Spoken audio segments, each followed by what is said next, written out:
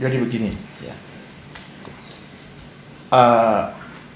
Asal muasal dari Yayasan Seti Hati Teratai ini berangkat dari pemikiran para sesepuh PSHT, diantaranya almarhum Mas Tarmaji, Mas Imam, ya, Mas Imam, Mas Sugeng, ya, Wiono. Kalau nggak salah Mas Sugeng ini mantan sekda ya, Ngawi gitu ya. Itu mendirikan Yayasan PSHT di tahun, kalau nggak salah itu di 82 ya, 1982. Adapun tujuan daripada pendirian yayasan ini, tujuannya untuk mengelola, ya, kedepannya itu untuk mengelola aset dan kekayaan persaudaraan Seti Hati Teratai.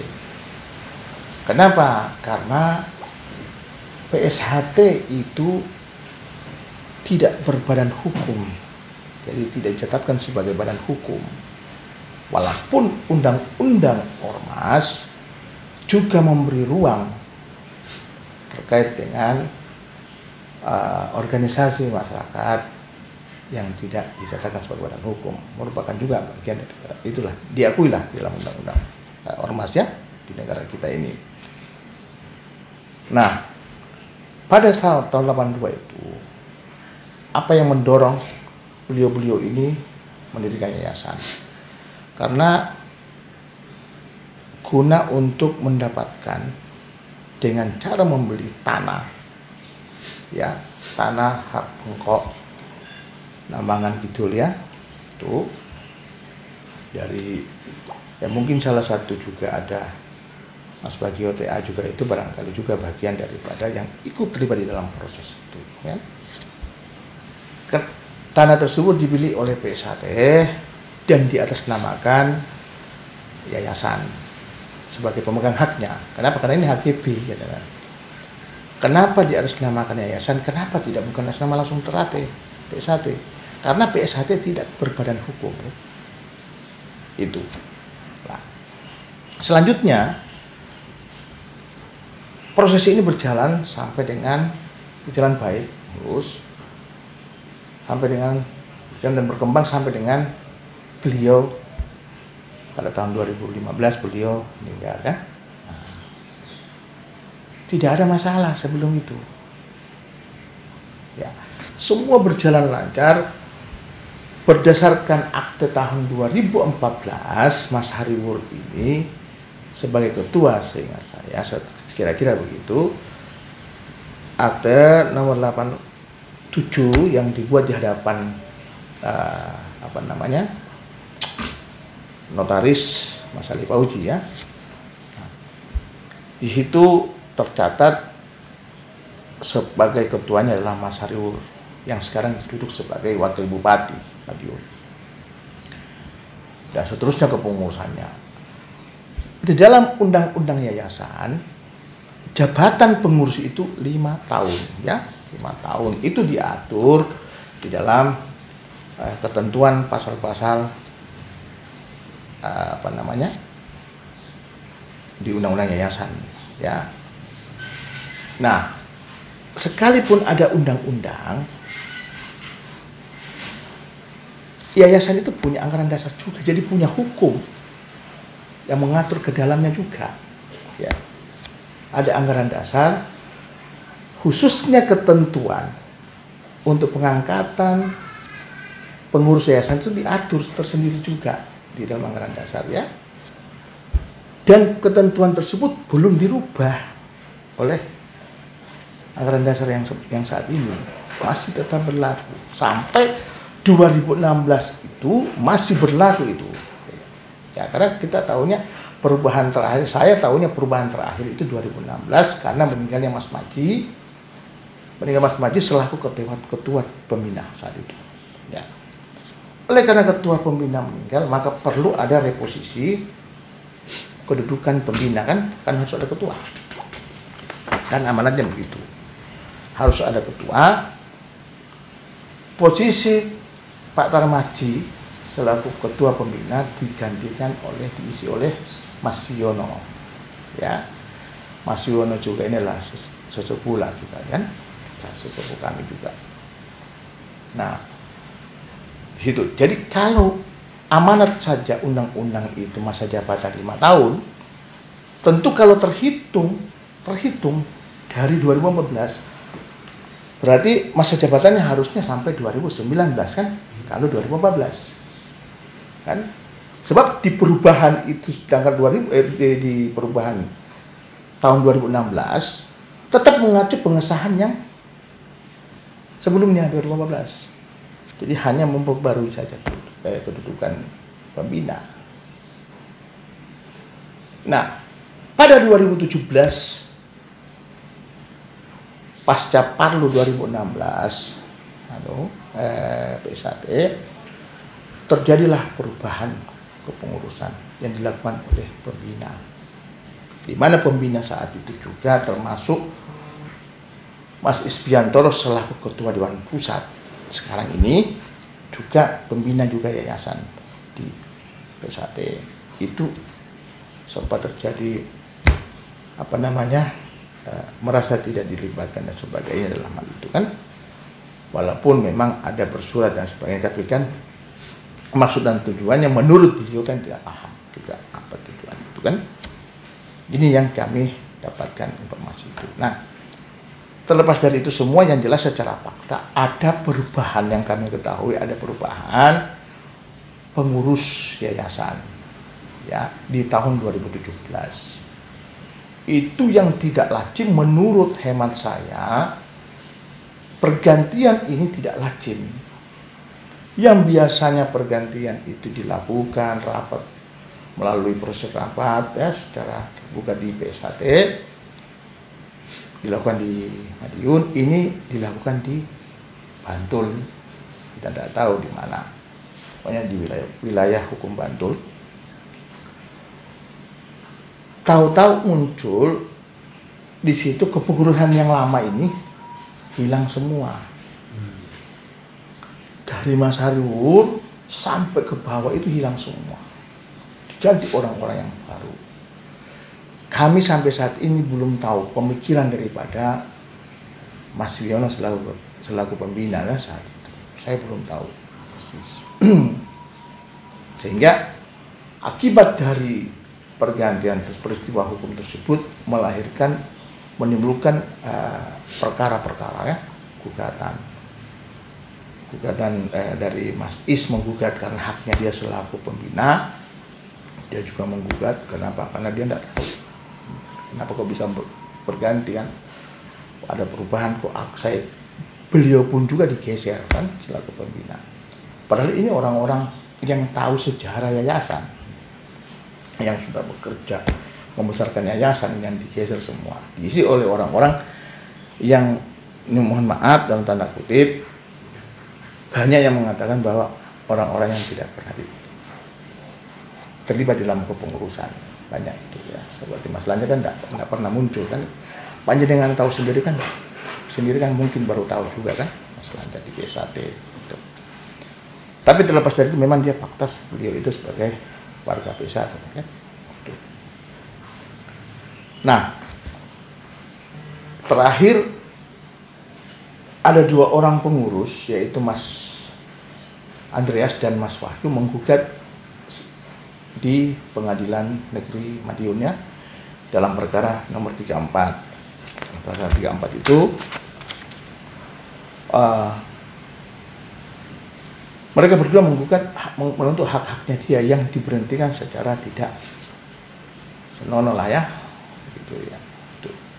Gugat, dan hasil putusannya tingkat pertama diputus gugatan di NO ya. Mungkin kita sama-sama kan menyimak pada saat itu, melihat sama-sama NO.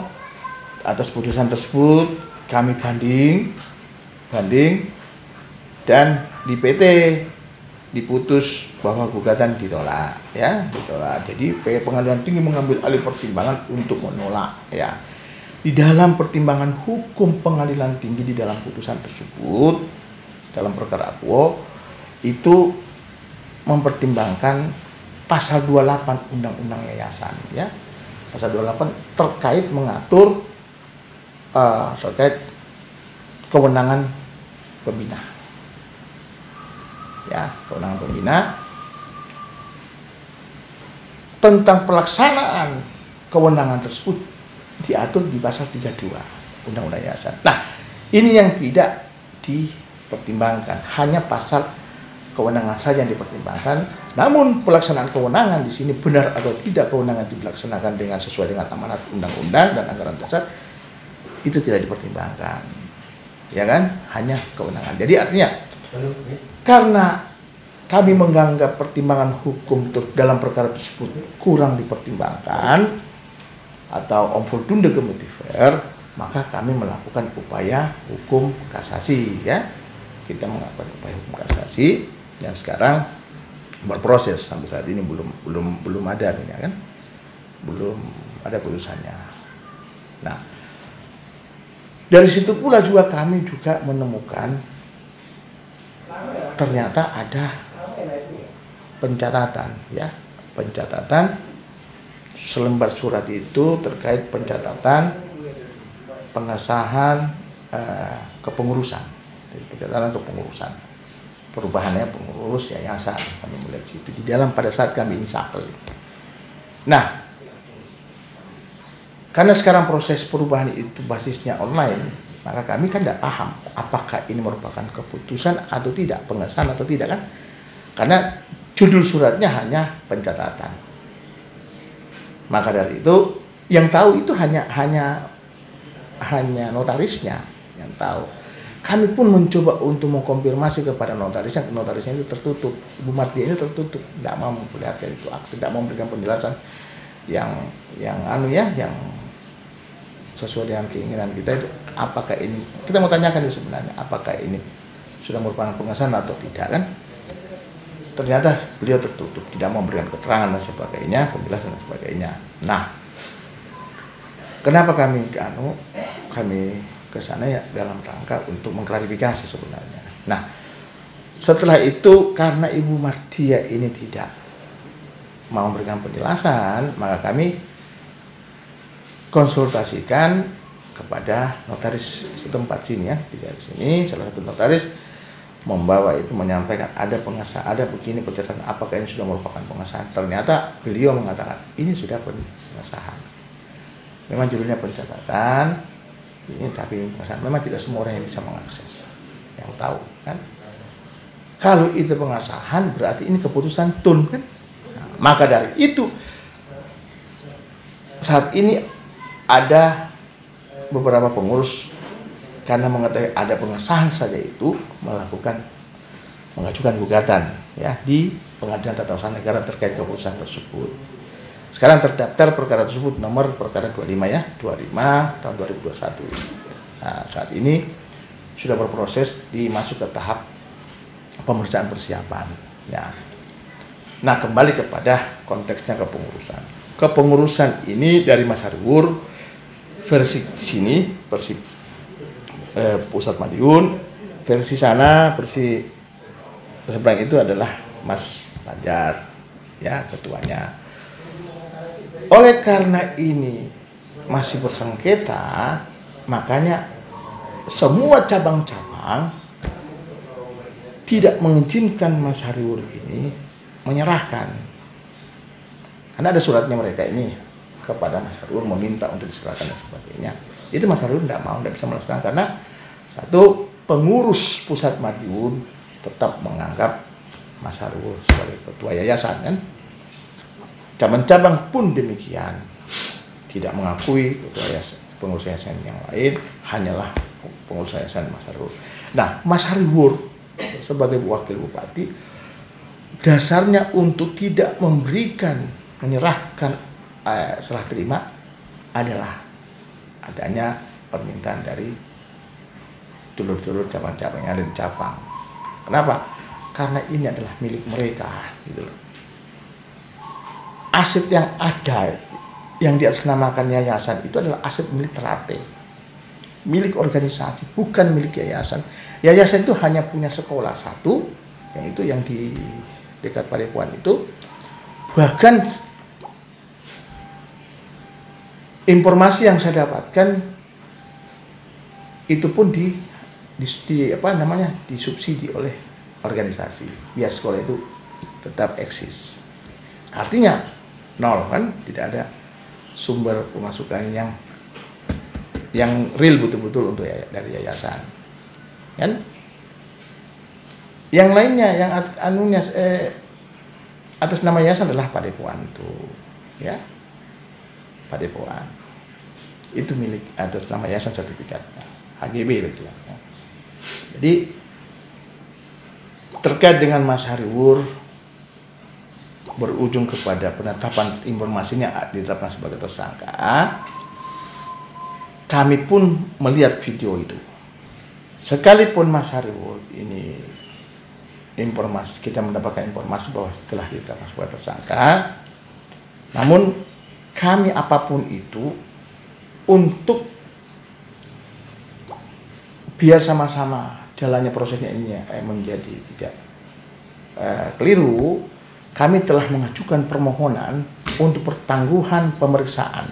Ya, kenapa pertangguhan pemeriksaan kami lakukan? Karena ada perkara-perkara yang masih berproses, baik perkara nomor 34, ya, juga ada perkara di TUN yang kami ajukan untuk gugatan pembatalan, pengesahan, perubahan kepengurusan Yayasan Sejahtera tersebut, kan?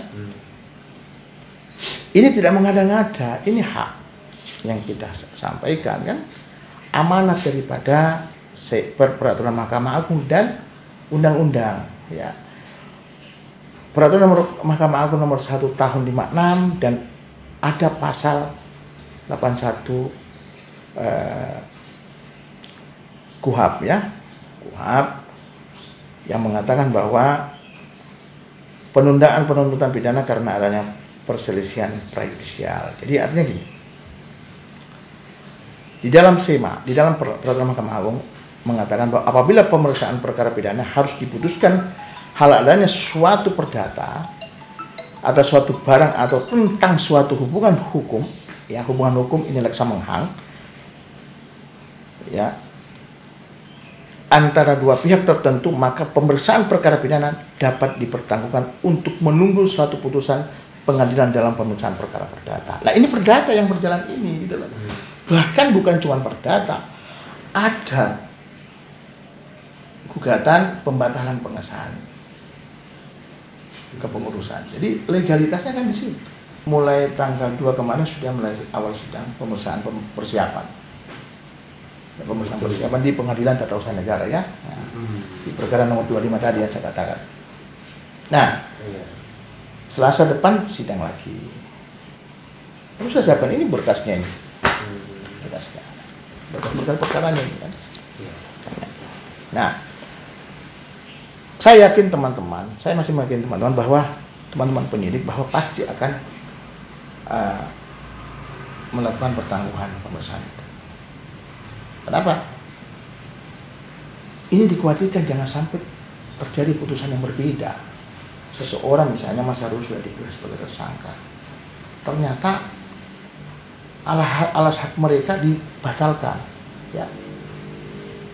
Terus apa cantolannya? Berarti laporannya tidak punya kualitas dong, kan? Terus bagaimana status tersangkanya ini? Ini yang menjadi problematik daripada teman-teman juga. Yang jelas, perubahan pengurus ini telah menimbulkan perkara baik perdata, TUN, jadi kompleks sekali, pidana. Kenapa? Karena di dalam akte Ibu Mardia, akte nomor 10, kami menemukan di dalam pasal penutup itu masih menggunakan SK pengurus PSHT nomor 27 tahun 2014. Padahal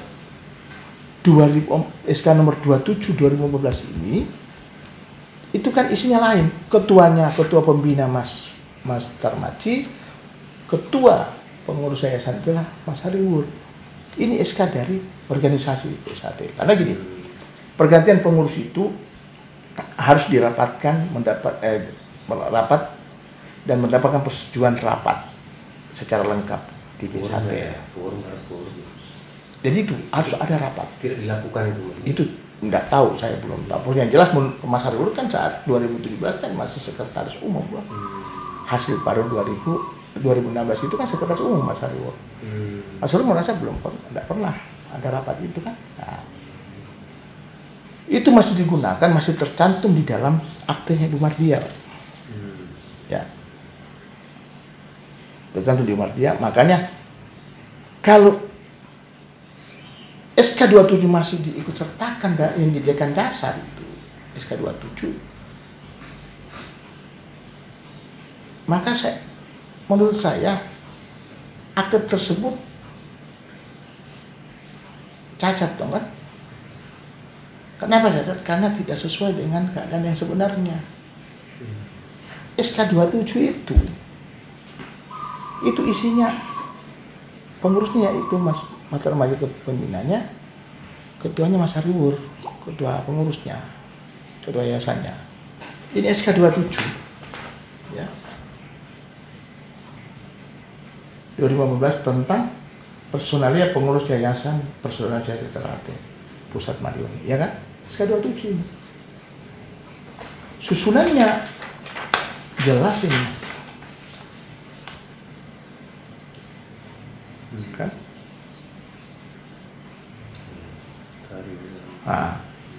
Nah, di dalam aktenya Ibu Mardia di dalam perubahannya ini disertakan menyampingkan pasal-pasal perubahan yang mengatur dalam perubahan lainnya, terus sesuai dengan keputusan ini. Kalau keputusan ini, SK ini, isinya ini. Sementara di aktenya Ibu Mardia itu ketuanya Mas Lanjar, pembinanya ketuanya Mas Yono dan sebagainya. Itu Mas ya. Jadi, nah berangkat dari situlah, karena mudah-mudahan juga ini tidak salah juga kan, tidak punya dugaan. Kami akhirnya melaporkan dugaan tersebut kan, melaporkan di pihak yang berwajib melalui kepolisian Resort Kota Madiun. Dan sekarang laporan tersebut sedang berproses juga. Jadi pidananya ada. Itu Mas ya. Jadi memang perkara yayasan ini sangat rumit sekali ya. Jadi seolah-olah itu dipesankan rebutan anulah dan sebagainya. Padahal Pak Hariwur ini tidak menyerahkan bukan karena kehendaknya, kehendak cabang-cabang. Ya, kehendak pengurus PSAT yang pemilik aset yang sesungguhnya kan. Nah, ini tidak menutup kemungkinan nanti akan terjadi lagi gugatan penegasan hak atas benda tersebut. Gitu loh. Itu terkait yayasannya. Nah, memang saya pun mendengar bahwa ada yang mengatakan rame-rame di luar sana itu mengatakan bahwa sebentar lagi hari ini Mas Hariwur ditangkap sebagai tersangka, sebentar lagi Padepokan akan dieksekusi ya melalui aparat keamanan dan sebagainya kan. Nah, saya harus katakan dan mengajak semua pihak ini, mari kita sama-sama memberikan pencerahan hukum yang benar di masyarakat. Sebab apa? Yang namanya eksekusi itu bukan kewenangan kepolisian, karena ini kebendaan, perdata.